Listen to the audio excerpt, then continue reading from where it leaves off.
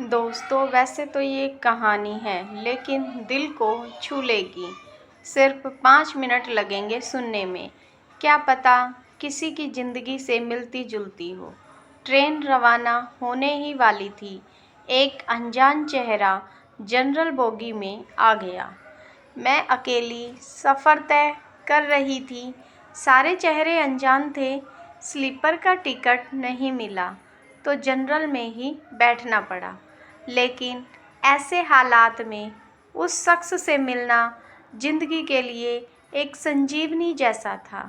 ज़िंदगी भी अजीब मोड़ पर ले आती है। ऐसे हालात से सामना करवा देती है जिसकी हमने कभी कल्पना भी नहीं की होती। वह आया और मेरे पास वाली सीट पर बैठ गया। उसने मेरी तरफ देखा भी नहीं, न ही पहचानने की कोशिश की। थोड़ी दूरी बनाकर चुपचाप बैठ गया। बाहर सावन की हल्की हल्की फुहार पड़ रही थी, जिससे वह थोड़ा सा भीग गया था। मैंने छुपकर उसकी तरफ देखा। उम्र के इस पड़ाव पर भी वह ऐसा का ऐसा ही था। थोड़ा सा भारी हो गया था, लेकिन ज़्यादा नहीं। फिर उसने जेब से चश्मा निकाला और मोबाइल में व्यस्त हो गया। चश्मा देखकर मुझे आश्चर्य हुआ। उम्र का यही एक संकेत नज़र आया कि उसकी आंखों पर चश्मा चढ़ गया है। चेहरे और बालों में सफ़ेद बाल खोजने की कोशिश की, मगर नहीं दिखे।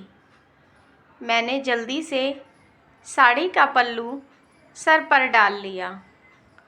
बालों को रंगे हुए काफ़ी दिन हो गए थे। ज़्यादा सफ़ेद बाल नहीं, लेकिन इतने ज़रूर थे कि गौर से देखो तो नज़र आ जाए। मैं उठकर बाथरूम गई। हैंडबैग से फेस वॉश निकाला, चेहरे को धोया और फिर शीशे में खुद को देखा। पसंद तो नहीं आया, मगर अजीब सा मुंह बनाकर वापस आ गई। वह खिड़की के पास बैठ गया। मेरा बैग सरकाकर बिना देखे ही बोला, सॉरी, भाग कर चढ़ा था तो पसीना आ गया।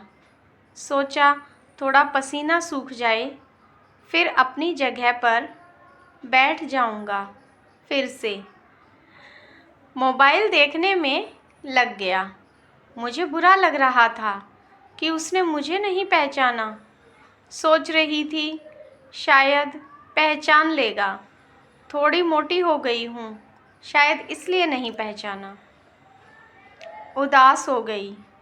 जिस शख्स को कभी भूल नहीं पाई, मेरा चेहरा ही याद नहीं।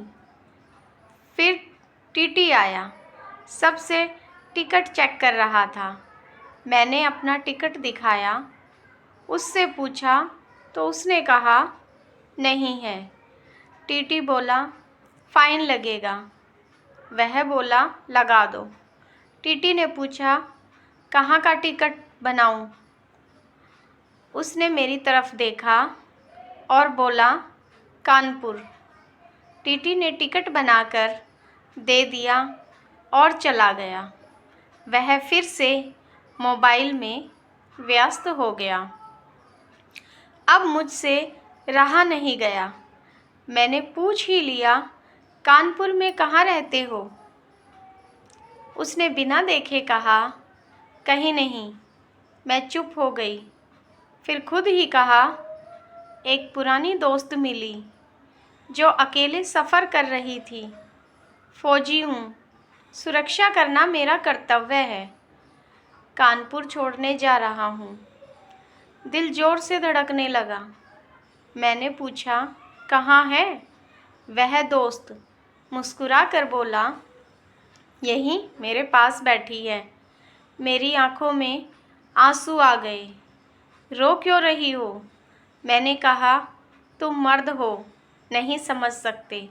वह बोला, कवि और लेखक भी हूँ, सब समझ सकते हैं। मैंने कहा, शुक्रिया पहचानने के लिए और मेरे लिए समय निकालने के लिए। दिल्ली से कानपुर का सफ़र मेरे लिए यादगार बन गया। वह मुझे घर छोड़कर रुका नहीं। फिर उसकी ड्यूटी जम्मू में थी। 1 महीने बाद पता चला कि वह शहीद हो गया। मैं बता नहीं सकती कि मुझ पर क्या गुजरी, अंतिम दर्शन भी नहीं कर पाई। आज फिर वही सफ़र है, शायद फिर से वह आएगा। वह सफ़र था जिसमें हम सफ़र था।